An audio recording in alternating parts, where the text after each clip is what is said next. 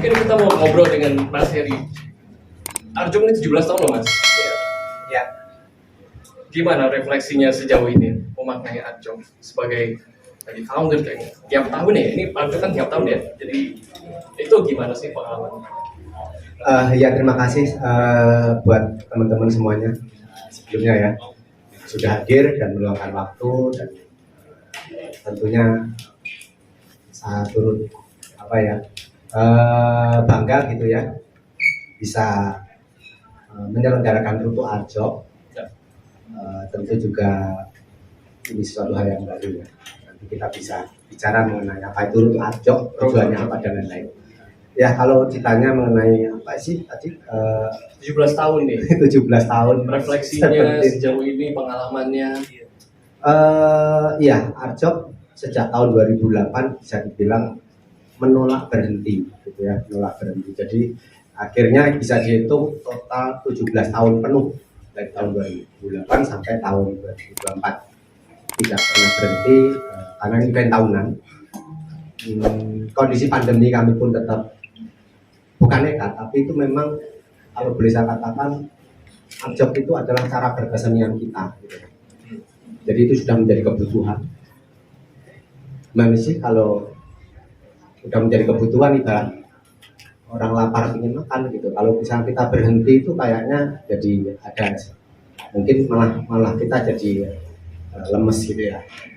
Itu. Jadi karena ini sebuah kebutuhan, kondisi seperti apapun, baik itu paling ekstrim memang pada saat pandemi. Yang paling biasa ketika nggak dapat sponsor. Itu udah biasa. Maksudnya ada tapi sedikit gitu misalnya. Kami tetap nekat bikin karena itu sudah dari kebutuhan. Maka kemudian konsistensi itu, kalau orang bilang konsistensi itu sebenarnya hal yang biasa karena itu sudah kebutuhan. Gimana sih gitu kan? Jadi itu harus ada. Ibaratnya orang lapar ingin makan tadi. Teman-teman seniman yang menjadi tentunya fokus dan konten utama ya untuk mengisi Arjok, merayakan Arjok itu sebagai sebuah seni peristiwa di mana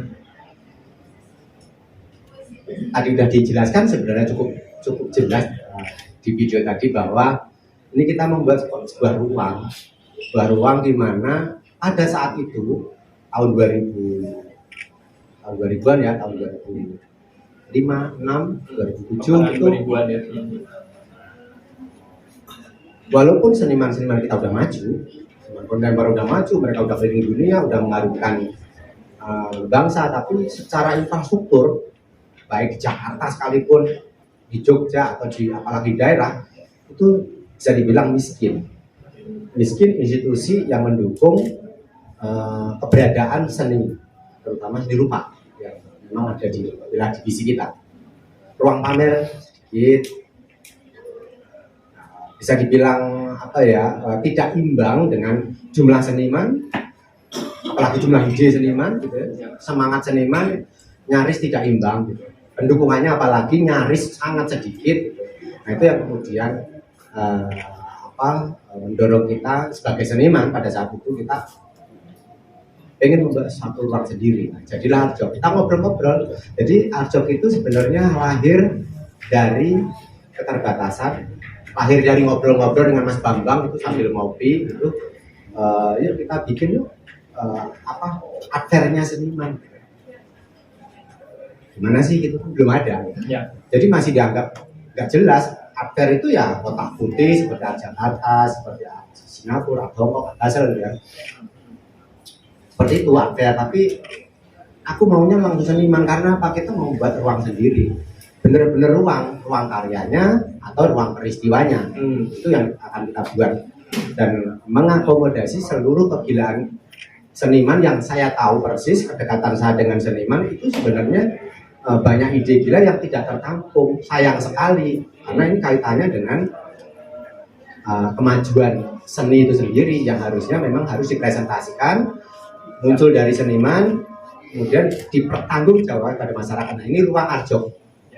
Itu tahun 2008 akhirnya seperti itu.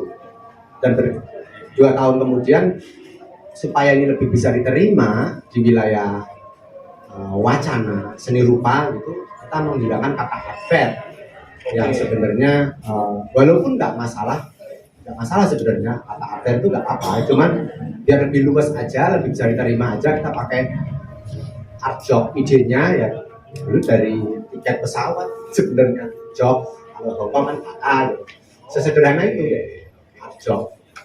Kalau di Bali bukan kita membuat art Bali, tapi sebenarnya pengennya art DPS, pasar. Tapi kita jadinya art Bali aja deh, biar bisa memiliki sebali gitu, biar pasar doang. Nah itu seperti itu. Dan 17 tahun itu saya pikir belum, itu remaja pun belum sebenarnya. Remaja belum, masih mencari identitas gitu ya. Kita masih, kalau sekolah mungkin masih SMA akhir. Tapi teman-teman boleh mempersepsikan, terutama kurator ya, melihat perkembangan art job itu ada tahap apa gitu. Misalnya masih di SMP mungkin lagi nakal-nakalnya, lagi ngayal-ngayalnya gitu. Mungkin gitu ya. Mudah-mudahan nakal terus ya art job, jadi bisa nakal bersama, mengimbangi kenakalan seniman. Intinya sih itu, kalau kita ngomongin 17 tahun,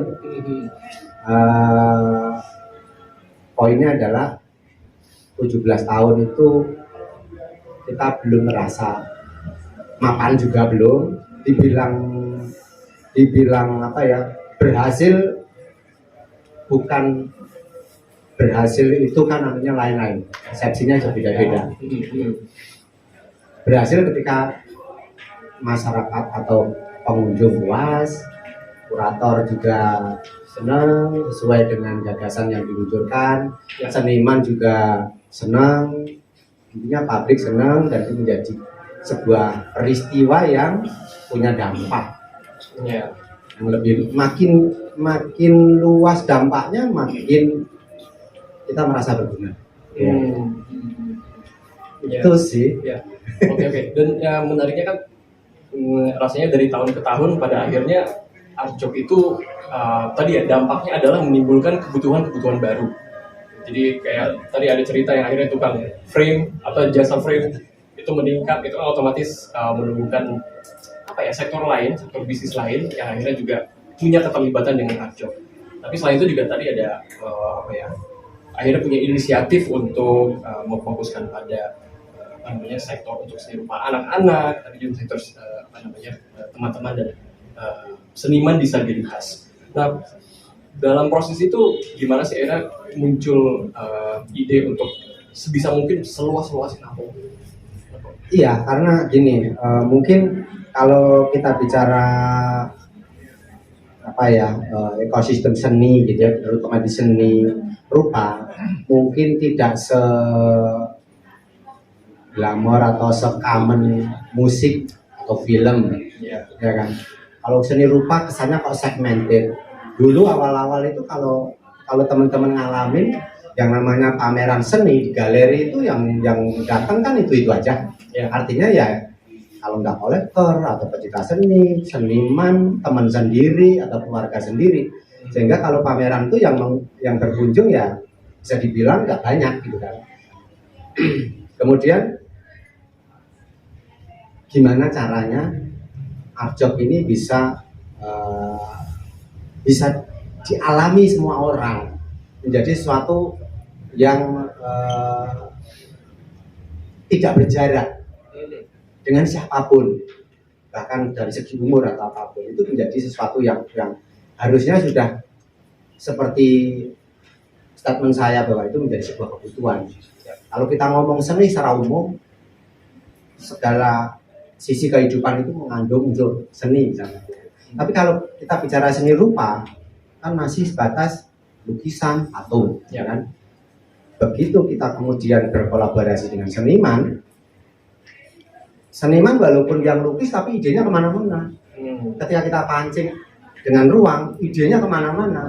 Dan ternyata lukisan itu tidak cukup menjawab atau menampung gagasan seniman misalnya. Jadi kamu bisa buat apapun. Dan kita juga menawarkan di art job itu tidak harus menjadi, pesertanya tidak harus seniman juga. Bisa pedagang, bisa petani, bisa dokter, bisa dukun, bisa guru. Siapapun. Dia punya hak untuk berkarya seni berkreativitas seni. Tidak harus mau benar-benar seorang seniman.